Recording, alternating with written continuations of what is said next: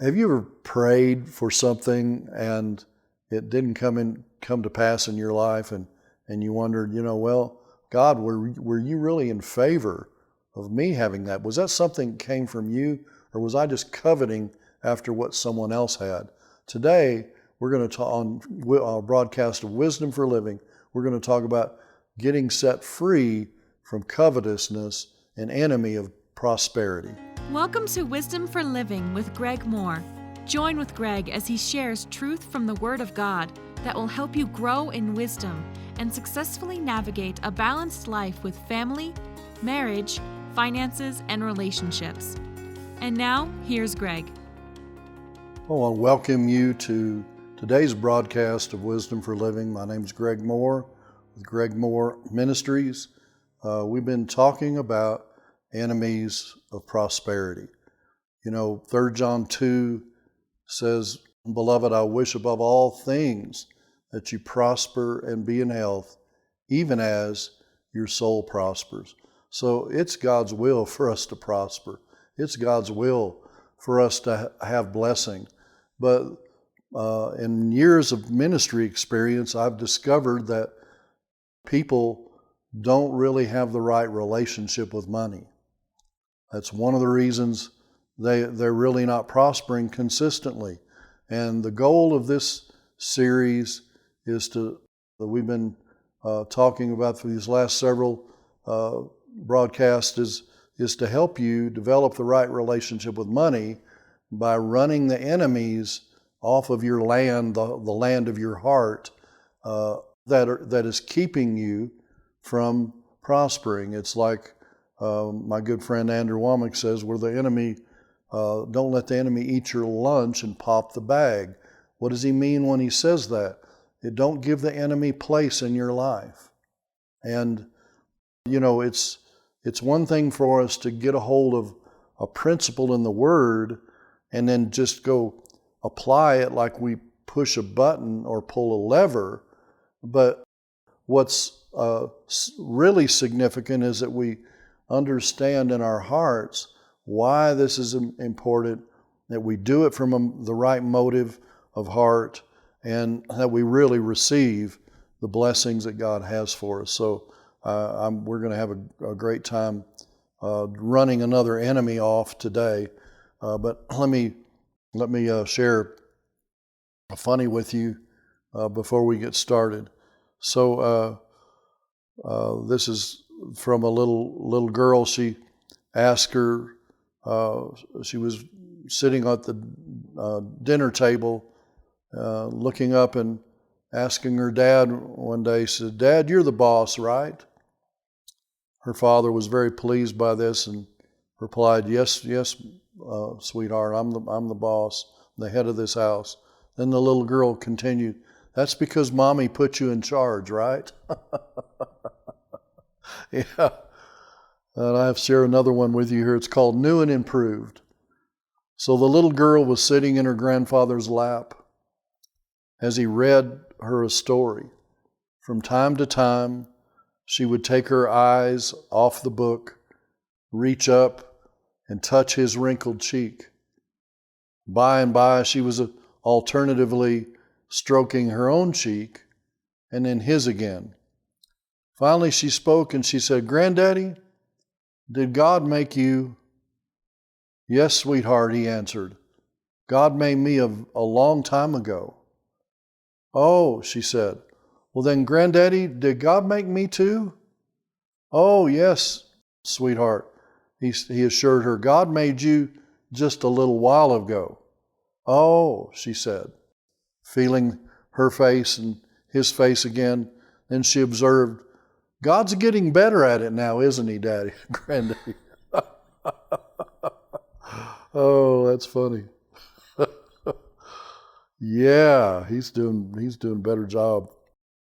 Okay, so we're talking about the enemies of prosperity, and we've already dealt with a number of these enemies. The 4 enemies we've dealt with so far is ignorance about the purpose of prosperity. Then the second one was a poverty mentality, a poverty spirit. is an enemy we've got to drive out, where we see our lives through the screen or through the glasses of there's not enough. And then blindness. Another enemy is blindness of the Father's care for us. Man, God lives by 1 Timothy 5:8 also, and that is that He is your Father. You're His own. He's not an infidel. He will take care of you. Man, look at the birds. Praise God. Look at the birds, because your Father, they don't have jobs or savings accounts, but your Father takes care of them. And then in the last lesson, we talked about fear.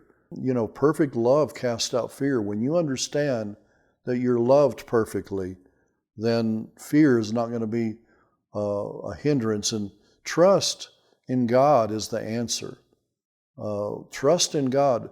He is your shield. God is your shield from lack. God's your shield from poverty. And He's your exceeding great reward. So the next hindrance, or the next enemy to prosperity that we want to talk about, is covetousness. It's just another way to say greed. Covetousness is the biblical term, but it's just greed.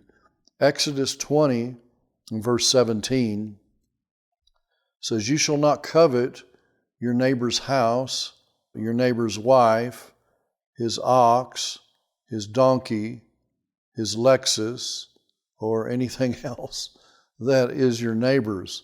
To be covetous means to long for or set the heart on or lust after. Means to plunder by fraudulence or extortion or unjust gain. In Jeremiah 6, I want to read some verses here, and then I'm going to share some stories with you about the people who had the wrong idea about prosperity, and they allowed covetousness, their heart to be filled with covetousness, and they didn't receive what God had for them. So Jeremiah 6 and verse 12, he said, "And their houses will be turned over to others, fields and wives together, for I will stretch out my hand against the inhabitants of the land, because from the least of them even to the greatest of them everyone is given to covetousness. And from the prophet even to the priest everyone deals falsely." Wow. What does that share? What does that tell us? That greed and covetousness, first of all, it brings opposition from God. Just like God said, I resist the proud and give grace to the humble. So pride brings resistance from God, and covetousness brings opposition from God. God's not going to hurt you, but He's not in favor. He's not flowing with you. He's not working with you when you yield to covetousness. He's not going to bring to pass the things that you're trying to get through covetousness. And then it says it brings opposition from God, but also sets the heart toward dealing falsely with others. In Luke chapter 12 and verse 15, it says, "He said to them," this is Jesus talking, "Take heed and beware of covetousness, for one's life doesn't consist in the abundance of things he possesses."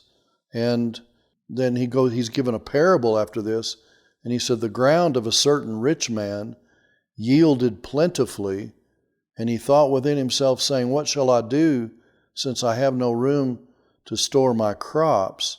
So he said, I will do this, I will pull down my barns, build greater, and there I will store all my crops and my goods. And I will say to my soul, Soul, you have many goods laid up for many years. Take your ease, eat, drink, and be merry. But God said to him, Fool, this night your soul will be required of you. Then whose will those things be which you've provided? So is he who lays up treasure for himself and is not rich toward God." So this man was covetous. He was greedy. He had a plan to just build bigger barns and bring in more things, and he found security in that, rather than he hadn't listened to the enemies of prosperity. He hadn't listened to this broadcast. He didn't understand the purpose of prosperity was to share with others and bless others. And in other words, covetousness, it sets up your heart to deal falsely with others, but then it also causes deception. And in Colossians 3 and verse 5 says, covetousness is idolatry. Wow. I don't know about you, but I'm not interested in getting into idolatry. And I've dealt with people before, and again, my wife and I, we pastored for several years, 27 years actually, and 3 in one place in Houston, Texas, and then 24 years in North Texas. And we dealt with people that they would get hold of a principle from the Word. They would hear about a principle from the Word, and they would try to apply it, but they do it from a heart that's filled with covetousness, and it just doesn't work. I had a guy come to me one time, and this was in our church in Houston, and he came and asked, he said, now, Pastor, he said, I've heard this famous teacher on the radio say that you can have whatever you say. And so my wife and I need a new car. And I want you to agree with me for a new car. And I totally agreed that they needed a new car. I mean, his car was a bomb. It leaked oil. Literally, it would leak about a pint of oil or a big puddle in the parking lot every time they came. It had the headliner down in it. It smoked. If you got behind it, it would push this big black puff of smoke. I mean, it was rusted out. This thing was just a bomb. And I was thinking to myself, yeah, I'm not going to just agree with him in prayer about this for a new car, but we're going to receive an offering for him to get a new car, and then we're going to nuke the old one. We're going to send that thing into oblivion. And anyway, so I'm about to agree with him in prayer, and he says no, and then we're going to receive an offering probably that night or the next week. We're going to receive an offering for him to get him a new car or a newer car. And so I started to agree with him in prayer, and he said, now wait a minute, Pastor, I've heard this teacher, he also said you can have what you say, and you need to be specific when you pray. And so I want you to agree with me for a brand new cherry apple red Corvette. And I pulled my hand, I said, away from him, I said, what? I said, how many does that Corvette seat? He said, well, 2. And I said, well, you've got you and your wife who's pregnant and about to have your second child. You've got an 11-year-old son. And I said, okay, and you're wanting me to agree with you for a Corvette. And I said, are you going to put the new baby in the trunk? Are you going to tie the 11-year-old on the top? I said, or are you going to just let your wife drive the bomb and you're going to drive the Corvette? I said, no, you selfish, covetous thing. I'm not going to agree with you for that. You don't need a Corvette. You couldn't even afford the insurance payment on it or the payments on it anyway. But I said, I'll agree with you for a minivan or an SUV or, whatever, so a van or something, a station wagon. I don't care. Even if it's as long as you can seat 4 people, I'll agree with. And he said, he got mad. No, he said, God told me I'm supposed to I can have what I say, and I'm supposed to believe him for a cherry apple red Corvette. I said, I'm not agreeing with you, selfish, covetous thing, you. I said, God's not going to answer that prayer. God's not going to give you something that's just, your flesh is coveting after, that's not going to minister to the needs of your family. I'm not agreeing with you on that. And he left. He left the church. He got mad. And they left. And it was like, we were going to receive an offering for him. He was going to get a car. A newer car. Wouldn't have been a brand new, and it certainly wouldn't have been a Corvette. So it's like, listen, God wants you to be blessed, but do you understand covetousness and greed and lust in that young man's heart is what stopped him from the prosperity that God had for him? We're going to help him get a car. But his covetousness stopped him from that. And listen, greed and covetousness is an enemy of prosperity. And we've already read in Jeremiah, God opposes, just like he opposes the proud. He's not mad at us and he's not hurting us, but he's not going to help us receive a promise in an unrighteous method. The end doesn't justify the means. Just because God could even have put a godly desire in your heart, but if you're coveting after something, that's not the Lord. That's not his way. I had another guy come to me, and this is crazy, but he said, "Now, Pastor, I want you to know God has called me to go into ministry full time." And, I questioned it because he really hadn't had that much experience yet. And I knew, he would probably hit his head against the wall. But I didn't discourage him, and I just listened to him. And he said, "And I want you to agree with me. Now, my family, I've got 3 children, and we're going to homeschool them. And so we need an RV to travel." And I said, "Well, I can agree with you about that. And if God's really put this in your heart, he can bring it to pass."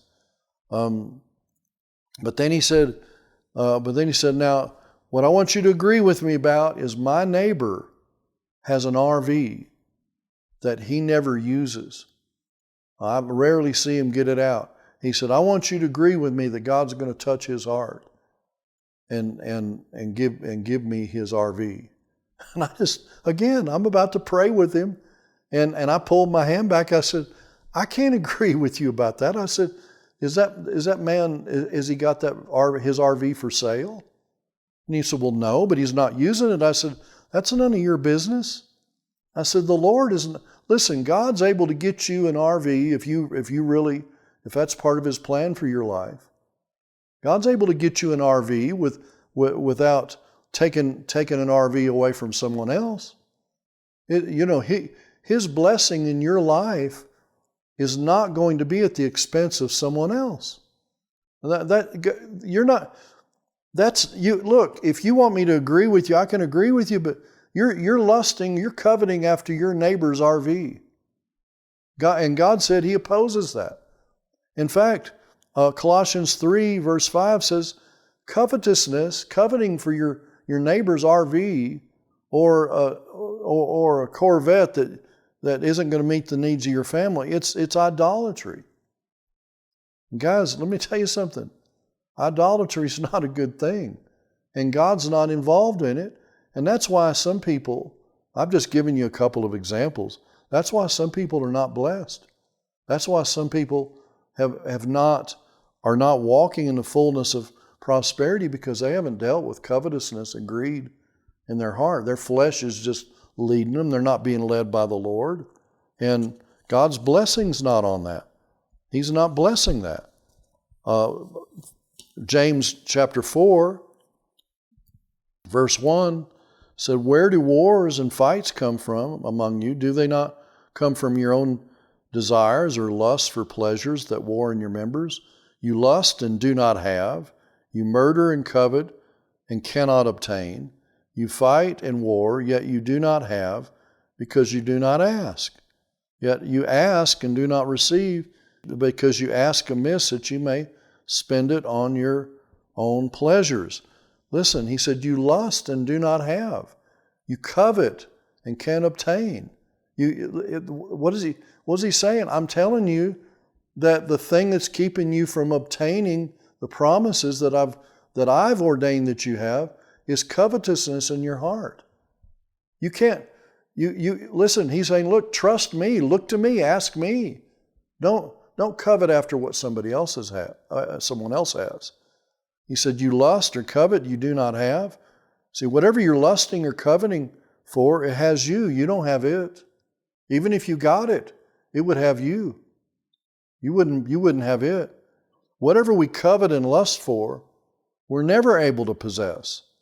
Now, it's all right to ask God for provision and possessions that He's put in your heart, as long as you're looking to God and not to men. Don't trust in men. Even if somebody in your life blesses you sometime financially, don't become codependent upon that person to continue to bless you. You just need to be, anytime prosperity comes my way, it just makes me thankful. And if you want to overcome covetousness, it's simply contentment that helps you to do that. Philippians 4, and contentment isn't being satisfied with not having enough, but contentment is being thankful for what God has provided.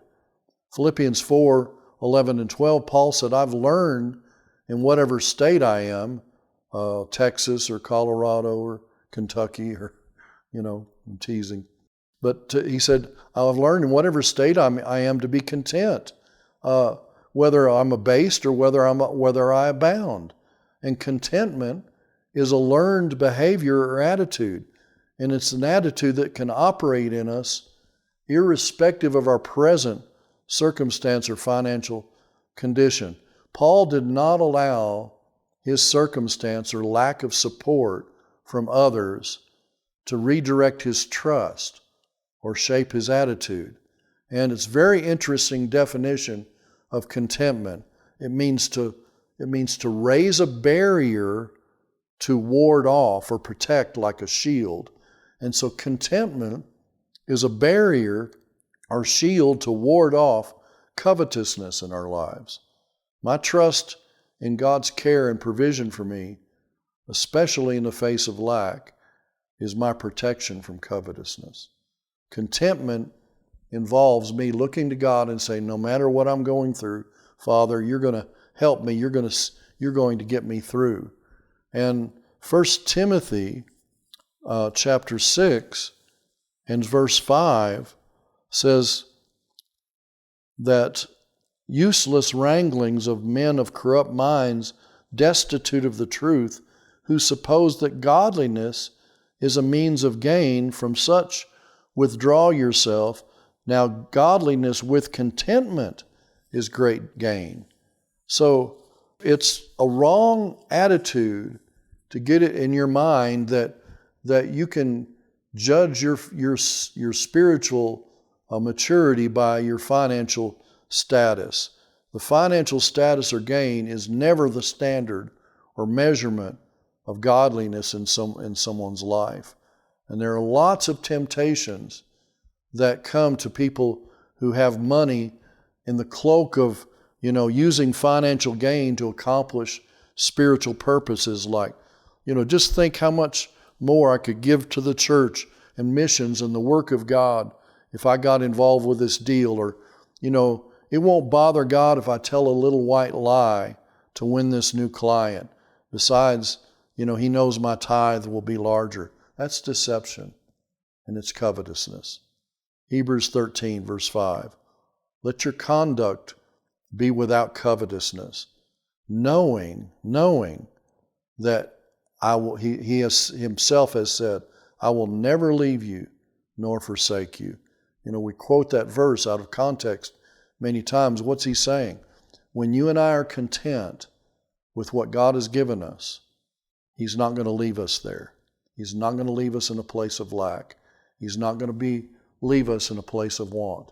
The Lord is our shepherd. I shall not want. You don't need to fear lack, and we don't need to yield to covetousness to meet our needs. I just bless you today and thank God for you, and I speak freedom from the enemy of covetousness in your life. Today's teaching, Enemies of Prosperity, is available in a 5-part CD or DVD album, or on a USB flash drive containing both audio and video. Go to gregmohr.com and order your copy today. I want to encourage you to go online to gregmohr.com, and with the order this week of the Enemies of Prosperity, either CD, DVD, or USB, we're going to send you a free copy of my book called A Prosperous Soul.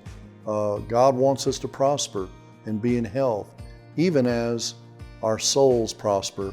This book will help you learn how to develop the right attitude toward prosperity in your life. God bless you. Today, when you order Enemies of Prosperity in either CD, DVD, or USB, Pastor Greg will give you a free copy of his book, A Prosperous Soul. This powerful book contains biblical truths that will help you discover the key to a life of health and prosperity. Go to gregmohr.com and get your free copy of A Prosperous Soul when you order Enemies of Prosperity today. If you've been blessed by today's teaching, we would like you to consider partnering with Greg Mohr Ministries. Your partnership will help expand this broadcast around the world to give people the opportunity to grow in wisdom, Christ-likeness, and grace. Go to gregmohr.com and become a partner today.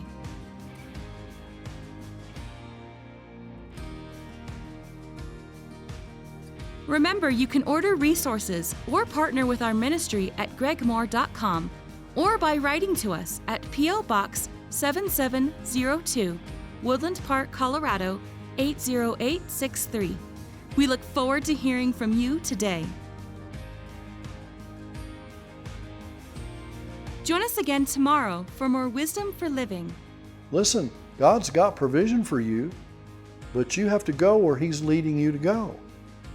And there are some stubborn, impulsive, and broke Christians who are sitting at the wrong brook, hanging around the wrong crowd because they've been emotion-led and flesh-led, and they're not receiving the fullness of God's provision for their lives.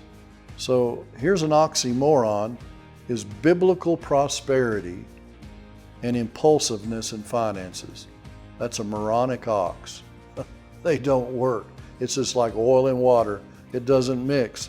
We need to learn to wait on God and not follow whatever whim hits your flesh. That's tomorrow on Wisdom for Living.